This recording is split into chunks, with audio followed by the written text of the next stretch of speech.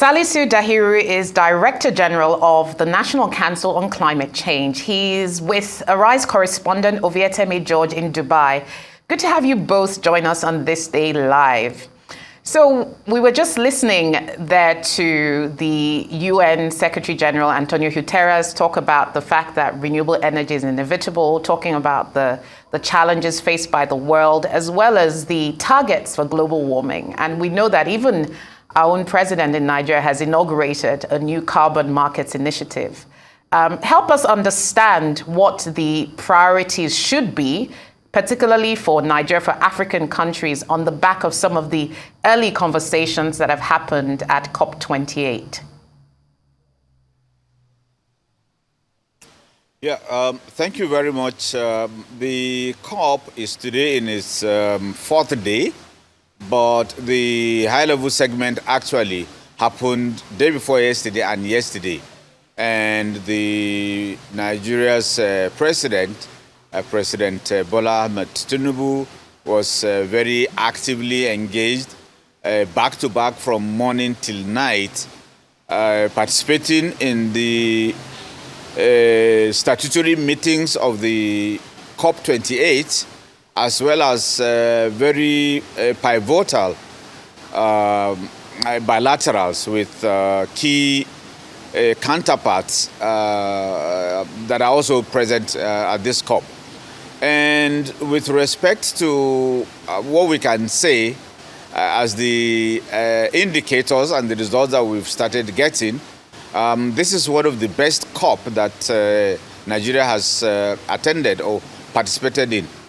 With just 2 days of active involvement of Mr. President, his presence alone has been able to witness at least 4 major events that are the priority of Nigeria for this COP. One, we saw the activation of the carbon market framework given ahead and approved by Mr. President, in which he appointed the executive chairman of the Federal Inland Revenue Service and the DG of the National Council on Climate Change to anchor the activation of this carbon market, which is going to provide additional sources of funding, much needed funding, particularly homegrown in-country funding that is needed to finance projects in Nigeria that are green, that are climate resilient, and also that will add up to our commitment under our NDCs and also under our net zero targets within the Paris Agreement. Number two, we also saw the signing of the agreement between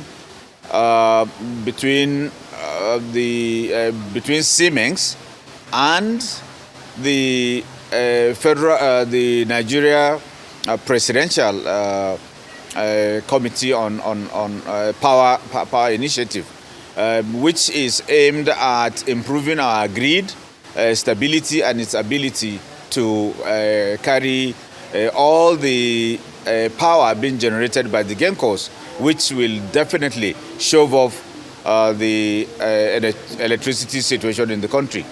We also saw the signing of 2 additional MOUs, one between InfraCorp and Solage, which is one of a startup, a very important private sector initiative in the Netherlands that has perfected the production of solar panels from recycled plastics.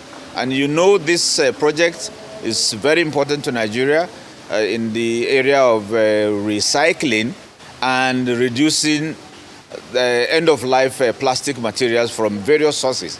And you know that recycling as well as waste-to-wealth projects in Nigeria are really critical. We also saw the signing of another MOU between the National Council on Climate Change on one part and the AFC, which is Africa Climate Foundation, which will see the support in terms of accessing funding for various policies on climate change, programs, and the development of bankable projects in Nigeria to be championed. So And then we also saw the big elephant in the room, which is the rolling out of 100 electric vehicles as a first phase, as a first pilot for the country, that indicates the commitment of Nigeria towards putting its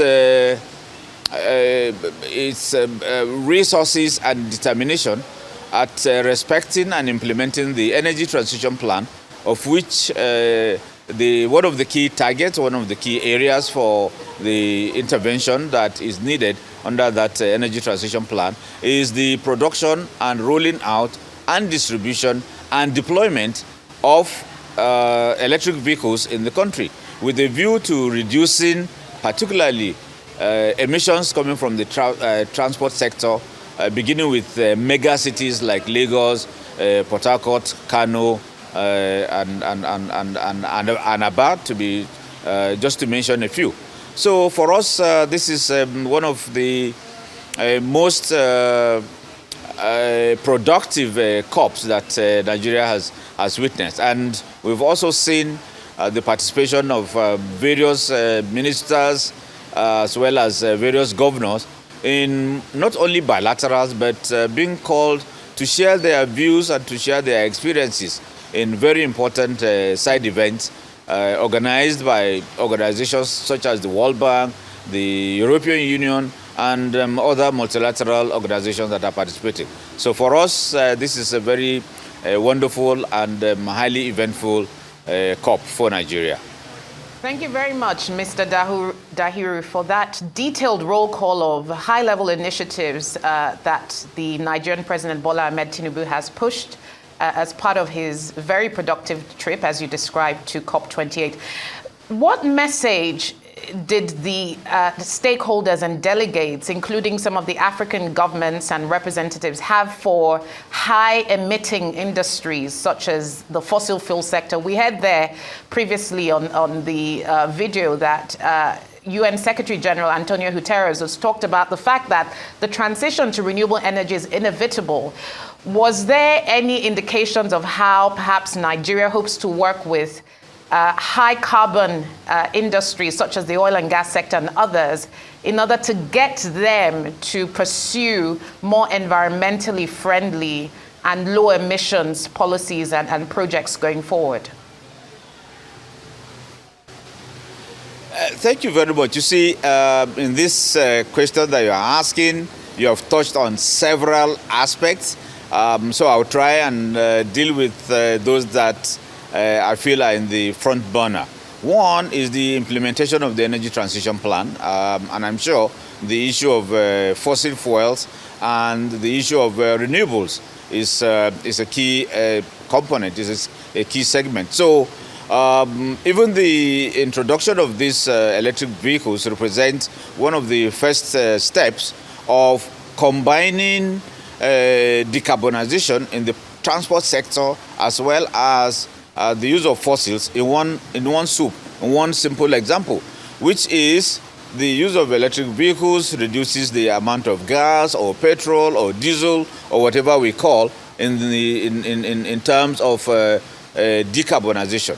And we also see the issue of just transition as something that is really critical to countries that are developing, including Nigeria, because the world is now tilting towards a transition, not just for Nigeria, but for the rest of the countries that are participating in the COP.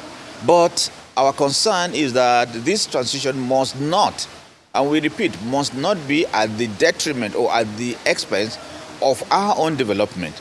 Therefore, we want to develop the pathway and the strategies for this energy transition to be in line with the aspirations of the government in ensuring that the livelihood of the people is put in the forefront, and that dealing with the technological as well as some of the key operational strategies are not implemented in such a way that they incur or they make Nigeria incur additional hardships in the way of job losses, getting stranded assets, etc., etc. So our insistence that whatever we're going to do with respect to energy transition will have to respect the fact that Nigeria intends to have a just transition that is based on the use of natural gas as a transition fuel. Moreover, this transition journey is not a 100-meter dash. It's something that is expected to commence and with an end date of 2060. Virtually, most countries are also making reference to either 2040 or 2050 or 2060, as the case may be. So for Nigeria, knowing that the situation in the country is such that we are trying to strike a balance between development and at the same time conforming with our commitments under the NDCs, our end targets are very clearly spelled out. So the response from the stakeholders that are here, one, is that they have seen, I think for the first time, a very purposeful COP for Nigeria, fully prepared and well segmented in such a way that we have the various aspects of the COP, meaning the governmental part, which is the negotiations, the non-governmental part, which is the issue of the green zone, and the aspects that deals with networking, stakeholder engagement, bilateral discussions with a view to increasing and accelerating the progress of the development of climate change actions that are implementable on the ground that can also yield results, both in the immediate and then in the midterm and also in the long run, are all factored in the discussion that we are doing. And remember, the COP is such a very tedious exercise with various graduations. There are aspects that it is the technical officers, that technical experts in climate change that are doing the negotiations, but it's going to reach a point where it is the political heads, the ministers, that are supposed to do that. Now, the heads of states and presidents have done their part. They've laid the foundation. They've also laid the framework for the conversation. And one of the key outcomes that we have seen is the operationalization of the loss and damage fund, which was a decision that was arrived at in COP 27 in Sharm el-Sheikh, Egypt. Today, as at yesterday, I think, day before yesterday when it was actually operationalized, a total of $460 million have been made, have been announced as pledges, with the host country pledging 100 million. There are also additional pledges in other mitigation and adaptation programs, particularly that was done by the US to recapitalize the Green Climate Fund with an announcement of an additional $3 billion. So this is actually turning out, COP28 is turning out to be a real COP for action. Yes. Thank you very much, Mr. Dahiru. I love what you said there about a real COP for action, because in previous years that had been one of perhaps the criticisms levied at this gathering. But I just wanted to ask you one final question. You mentioned the operationalization of the loss and damage commitments. We also saw quite early on that there was a commitment for a fund to deal with extreme weather conditions, which several countries pledged to, I think the Germany, Japan, and others, the United Kingdom. And one of the areas typically quite affected by climate change is food security and food systems. What sense did you get of what Nigeria's own posture might be with regards to tackling food insecurity, particularly as it affects the environment and as it is affected by climate change, you know, with the floods, the rising sea levels, and some of the disruptions to crops that we've seen in recent years. Did you get a sense that the agricultural system would be a focus of the president's initiatives? Yeah, if you do remember, on two occasions.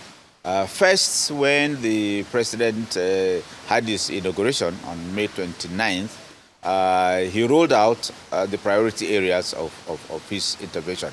And food security is on top of the list. Poverty reduction is also there. And you know, these two are interlinked.